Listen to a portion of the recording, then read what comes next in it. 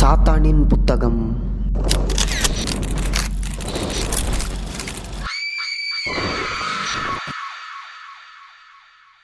Dudes, நம்ம வாழ்ந்துட்டு இருக்க இந்த உலகத்தில் பைபிள், குரான், பகவத்கீதைன்னு சொல்லிட்டு காட்ஸை பற்றின எத்தனை புக்ஸ் இருந்தாலும் பல பேரால் சபிக்கப்பட்டு சாத்தான் தான் கைப்பட எழுதின சாத்தானோட புக் ஒன்று இருக்குது அப்படின்னு சொன்னால் உங்களால் நம்ப முடியுமா?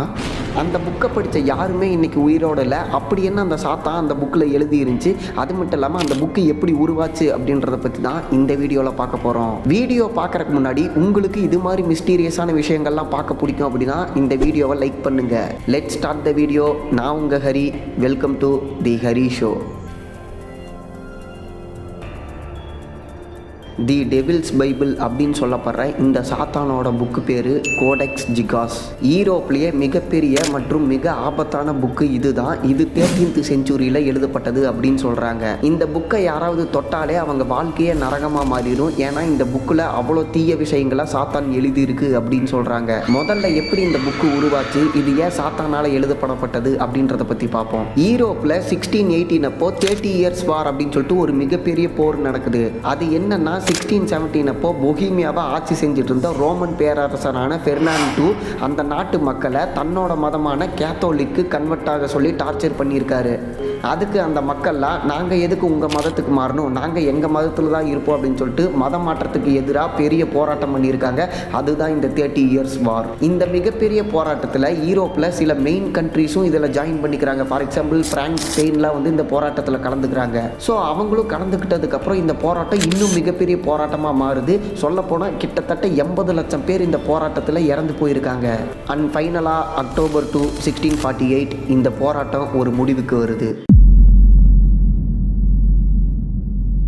அவ்வளோதான், அவ்வளோ பெரிய போரே முடிஞ்சிருச்சு. அப்போ எல்லா பிரச்சனையும் சரியாயிருச்சுல அப்படின்னு தான் நினைக்கிறீங்க? நோ, அதுக்கப்புறம் தான் பிரச்சனையே ஆரம்பிச்சிருக்கு. சந்திரமுகியோட அறை என்னைக்கு துறக்கப்பட்டதோ அன்னிலிருந்து தான் இங்கே பிரச்சனை ஆரம்பமாயிருக்கு. அந்த போரில் வின் பண்ண ஸ்வீடிஷ் ஆர்மி என்ன பண்ணியிருக்காங்கன்னா, அந்த போர் நடந்தப்போ அவங்களுக்கு நிறையா பொருளாதார நெருக்கடி ஏற்பட்டுருச்சு அப்படின்னு சொல்லிட்டு அவங்க ஜெயிச்ச பகுதிக்கெல்லாம் போய் கொள்ளையடிக்க ஆரம்பிச்சிருக்காங்க. அப்படி போகும்போது ஒரு மன்னரோட லைப்ரரிக்குள்ளே போயிருக்காங்க. அங்கே தான் இந்த டெவில்ஸ் பைபிளை பார்த்துருக்காங்க. 31 அடி நீளமும் 51 அடி அகலமும் 75 கிலோ வெயிட் இருக்கக்கூடிய இந்த பைபிளை பார்த்து அவங்க மிரண்டு போயிட்டாங்க. இவ்வளோ பெரிய புக் இந்த லைப்ரரியில் இருக்குன்னா அப்போ இதுக்குள்ளே ஏதோ ஒரு முக்கியமான விஷயம் இருக்குது அப்படின்னு யோசிச்ச ஸ்வீடிஷ் ஆர்மி அந்த புக்கை அவங்க நாட்டுக்கு திருடிட்டு போகிறாங்க.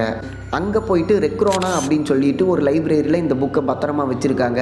பட் 1697 அப்போ ஒரு பெரிய தீ விபத்து அந்த லைப்ரரியில் நடக்குது. அந்த ஃபயர் ஆக்சிடெண்ட்டில் அந்த லைப்ரரியில் பல வருஷமாக பாதுகாத்து வச்சுருந்த விலை மதிப்புள்ள நிறையா நகைகள் அப்புறம் நிறைய புக்ஸ் எல்லாம் எரிஞ்சு போயிருக்கு. ஆனால் இந்த சாத்தானோட புக்கு மட்டும் எரியாமல் அப்படியே இருந்திருக்கு. அது மட்டும் இல்லாமல் இந்த புக்கை படித்த எல்லாருமே மர்மமான முறையில் கொடூரமாக செத்து போயிருக்காங்க. சரி, இதுக்கப்புறம் இந்த புக்கை இங்கே வச்சிருக்க வேணாம் அப்படின்னு சொல்லிட்டு ஸ்காட் டவுன் அப்படின்ற ஒரு ஏரியாவில் இருக்க மிகப்பெரிய லைப்ரரியில் அந்த புக்கை வைக்கிறாங்க. இவ்வளோ பெருசாக புக் இருக்கிறதுல ஓகே, அது எப்படி இந்த புக்கை படித்தவங்களாம் செத்து போகிறாங்க அப்படின்னு கண்டுபிடிக்க ஸ்டார்ட் பண்ணுறாங்க. அப்படி ரிசர்ச் பண்ண ஆரம்பித்ததுக்கப்புறம் தான் ஒரு ஷாக்கிங்கான விஷயம் தெரிய வருது. அது என்னென்னா, இந்த புக்கோட கவரு தோள்களாலையும் இரும்பாலையும் கவர் பண்ணப்பட்டிருக்கு. அது மட்டும் இல்லாமல் இந்த புக்குக்குள்ளே இருக்க பேஜஸ்லாம் பார்த்தீங்கன்னா ஒரு 310 பேஜஸ் இருக்கும். அந்த எல்லா பேஜஸ்மே 110 கழுதைகளை கொண்டு அதோட தோலை கிழிச்சு தான் பேஜாக உருவாக்கியிருக்காங்க. நிறையா வகையான பூச்சிகளை கொண்டு அதோட சாயத்தை தொட்டு தான் இங்கா யூஸ் பண்ணி உள்ள பேஜஸில் எழுதியிருக்காங்க. இந்த புக்கோட ஃபஸ்ட் பேஜில் லாட்டின் லாங்குவேஜில் இந்த புக்குக்குள்ளே என்னெல்லாம் இருக்குது அப்படின்றத எழுதியிருக்காங்க. அதுக்கப்புறம் 113 பேஜஸ்க்கு அந்த காலத்தில் யூஸ் பண்ண மருத்துவ முறைகள், அது மட்டும் இல்லாமல் அந்த காலத்தில் கடவுள் என்னெல்லாம் கட்டளைகள் விதித்தார் அப்படின்ற தான் அந்த 113 பேஜஸ்க்கு இந்த புக்கில் எழுதியிருக்கு. இந்த புக்கோட 289வது பேஜில் ஹெவன்லி சிட்டின்னு சொல்லிட்டு சொர்க்கத்தை வரைஞ்சி வச்சுருக்காங்க. அது பார்க்க எப்படி இருக்குன்னா, ஒரு பெரிய செவுத்துக்கு பின்னாடி மாளிகை அப்புறம் கோபுரம்லாம் இருக்க மாதிரி ஒரு பியூட்டிஃபுல் சிட்டி மாதிரி இருக்குது. பட் இதில் என்ன பிரச்சனைனா, அங்கே மனுஷங்க யாருமே இல்லை. ஸோ இது மூலமாக என்ன சொல்ல வர்றாங்க அப்படின்னா, நம்ம இறந்து போனதுக்கப்புறம் சொர்க்கத்துக்கு போனால் கூட அங்கேயும் சாத்தான்கள் வந்து நம்மளை கொடூரமாக டார்ச்சர் பண்ணும், நிம்மதியாக இருக்க விடாது அப்படின்றத சொல்ல வர்றாங்க.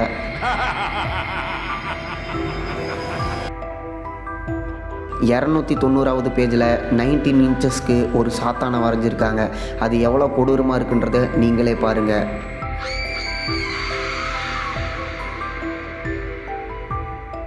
இந்த புக்கோட பேஜ் நம்பர் 289 வரைக்கும், அதாவது இந்த 2 பேஜுக்கு முன்னாடி வரைக்கும் கடவுளை எப்படி வழிபடுறது, கடவுளை பற்றியும் அப்புறம் மருத்துவ முறைகள் பற்றியும் நல்ல விஷயம் தான் எழுதியிருக்காங்க. ஆனால் பேஜ் நம்பர் 290க்கு அப்புறம் எக்ஸார்சிசம், அதாவது சாத்தானை எப்படி ஓட்டுறது அப்படின்றத பற்றி எழுதியிருக்காங்க. இதெல்லாம் விட இந்த புக்கோட ஹைலைட் என்னன்னா, இந்த புக்கில் இருக்க கடைசி 10 பேஜஸ் கிழிஞ்சு போயிருக்கு. அதில் என்ன இருக்குன்னு சொல்கிறாங்கன்னா, சாத்தான்களை எப்படி இந்த உலகத்துக்கு வர வைக்கிறது அப்படின்றத பற்றி தான் அந்த 10 பேஜஸில் இருக்குது. அதை யாரோ கிழிச்சிருக்காங்க அப்படின்னு சொல்கிறாங்க. சரி, இப்படிப்பட்ட கொடூரமான புக்கு யாரால் எழுதப்பட்டது அப்படின்னு கேட்டிங்கன்னா, அது இன்னைக்கு வரைக்கும் கண்டுபிடிக்கவே இல்லை. ஆனால் இன்னொரு புக்கில் ஒரு ஸ்டோரி சொல்கிறாங்க, இந்த புக்கு இப்படி தான் உருவாயிருக்கும் அப்படின்னு சொல்லிட்டு ஒரு கதை சொல்கிறாங்க. அது என்னன்னா, 13th செஞ்சுரியில் பொஹீமியாவில் ஒரு போலி துறவி தன்னை நல்லவனாக மக்கள்கிட்ட காமிச்சிட்டு மக்களோட பணத்தையே திருடி இருக்காரு. இதை கண்டுபிடிச்சா அந்த டைமில் ஆட்சியில் இருந்த மன்னர் என்ன பண்ணுறாரு அப்படின்னா, அவருக்கு கொடூரமான ஒரு தண்டனை கொடுக்குறாரு. அது என்னன்னா, அந்த போலி துறவியை நிற்க வச்சு 2 சைடு செங்கல்களை வச்சு அடுக்கி சிமெண்ட் பூசி விட்டுருவாங்க. எஸ், அவர்னால அசையக்கூட முடியாது, சாப்பாடு தண்ணி இல்லாமல் மூச்சு திணறியே செத்துருவார். இந்த பனிஷ்மெண்ட் நடந்துட்டு இருக்கப்ப அந்த போலி துறவி என்ன பண்ணுறாருன்னா, கடைசி நேரத்தில் எனக்கு கடைசி ஆசை ஒன்று இருக்குது அப்படின்னு சொல்லிட்டு அந்த மன்னர்கிட்ட கெஞ்சுறாரு. நான் கடவுளை பற்றி ஒரு புக்கு எழுத போகிறேன், இந்த புக்கு வந்து மக்களுக்கு ரொம்ப யூஸாக இருக்கும், அதனால இன்னைக்கு ஒரு நாள் நைட்டு மட்டும் என்னை உயிரோட விடுங்க, நான் நைட்டு அந்த புக்கை எழுதி முடிச்சிடுறேன், அதுக்கப்புறம் நீங்கள் என்னை என்ன வேணால் பண்ணிக்கங்க அப்படின்னு சொல்கிறாரு. அந்த மன்னரும் சரி ஒரு நாள் தானே, நீ வந்து உயிரோடு இரு, அந்த புக்கை வந்து இன்னைக்கு நைட்டுக்குள்ளே எழுதி முடிச்சிரு, நீ என்னதான் சொன்னாலும் காலையில் உனக்கு வந்து சாவி நிச்சயம் அப்படின்னு சொல்லிடுறாரு. இந்த போலி துறவி என்ன பண்ணுறாருன்னா, புக்கு எழுத ஆரம்பிக்கிறாரு. ஆனால் ஒரு நைட்டுக்குள்ளே அந்த புக்கை எழுதி முடிக்க முடியாது அப்படின்னு தெரிஞ்சுக்கிட்டு அவர் என்ன பண்ணுறாருன்னா, சாத்தானை ப்ரே பண்ணி வர சொல்கிறாரு. சாத்தானு வந்ததுக்கப்புறம், இந்த மாதிரி நான் ஒரு புக்கு எழுதுறேன், அது வந்து நைட்டுக்குள்ளே எழுதி முடிக்க முடியாது, நீ வந்து எனக்கு ஹெல்ப் பண்ணி இது எப்படியாவது எழுதி கொடு அப்படின்னு சொல்லிட்டு கேட்குறாரு. எஸ், இப்போ என்ன விஷயம்னு உங்களுக்கு தெரிஞ்சிருக்குன்னு நினைக்கிறேன். ஃபஸ்ட்டு 288 பேஜை அந்த போலி துறவி எழுதியிருக்காரு, அதுக்கப்புறம் இருந்த பேஜஸ்லாம் சாத்தான் எழுதியிருக்கு. கன்க்ளூஷன். இருந்தாலும் அந்த கடைசி 10 பேஜை யார் கிழிச்சா அப்படின்றது இன்னைக்கு வரைக்கும் தெரியலை. சில வரலாற்று ஆசிரியர்கள் என்ன சொல்கிறாங்க அப்படின்னா, இந்த புக்கை வந்து கண்டிப்பாக மனுஷன் எழுதியிருக்கிறதுக்கு வாய்ப்பே இல்லை அப்படின்னு சொல்கிறாங்க. எதனாலனா, இவ்வளோ பெருசாக இருக்கக்கூடிய புக்கை எழுதி முடிக்கிறக்கே 30 வருஷம் ஆகும். 30 வருஷம்னா அவனோட வந்து உடல்நிலைகள் வந்து மாறும். ஆனால் ஹேண்ட் ரைட்டிங் வந்து ஃபஸ்ட் பேஜ்லேருந்து லாஸ்ட் பேஜ் வரைக்கும் ஒரே மாதிரியே இருக்குது அப்படின்னு சொல்கிறாங்க. கண்டிப்பாக ஒரு மனிதனாக இருந்தால் அவன் குழந்தையாக இருக்கப்போ ஹேண்ட் ரைட்டிங் ஒரு மாதிரி இருக்கும், கொஞ்சம் வளர்ந்ததுக்கப்புறம் ஹேண்ட் ரைட்டிங் ஒரு மாதிரி இருக்கும், இன்னும் பெரியவன் ஆனதுக்கப்புறம் இன்னும் ஹேண்ட் ரைட்டிங் வந்து வேறு மாதிரி மாறும். ஆனால் A to Z ஃபஸ்ட் பேஜ்லேருந்து லாஸ்ட் பேஜ் வரைக்கும் ஹேண்ட் ரைட்டிங் ஒரே மாதிரி இருக்குன்னா கண்டிப்பாக இதை வந்து ஒரு சாத்தான் தான் எழுதியிருக்கும் அப்படின்னு சொல்லிட்டு வரலாற்று ஆசிரியர்களே சொல்கிறாங்க. சரி, அதெல்லாம் ஓகே ப்ரோ, இப்போ அந்த புக்கு இருக்கா இல்லையா, எங்கே தான் இருக்குது அப்படின்னு கேட்டிங்கன்னா, ஸ்வீடனில் இருக்க ஒரு மிகப்பெரிய நேஷ்னல் லைப்ரரியில் அந்த புக்கை பாதுகாத்து வச்சுருக்காங்க. ஸோ டியூட்ஸ், கண்டிப்பாக இந்த வீடியோ ஒரு ஸ்கேரியான எக்ஸ்பீரியன்ஸ் உங்களுக்கு கொடுத்துருக்குன்னு நான் நம்புகிறேன். இந்த வீடியோவை லைக் பண்ணிவிட்டு, நம்ம சேனல் இன்னும் சப்ஸ்கிரைப் பண்ணலைன்னா சப்ஸ்கிரைப் பண்ணிவிட்டு இந்த வீடியோவை உங்கள் ஃப்ரெண்ட்ஸ்க்கும் ஷேர் பண்ணுங்கள். நான் இதே மாதிரியே ஒரு சூப்பரான வீடியோவில் உங்களை சந்திக்கிறேன். பாய், லவ் யூ.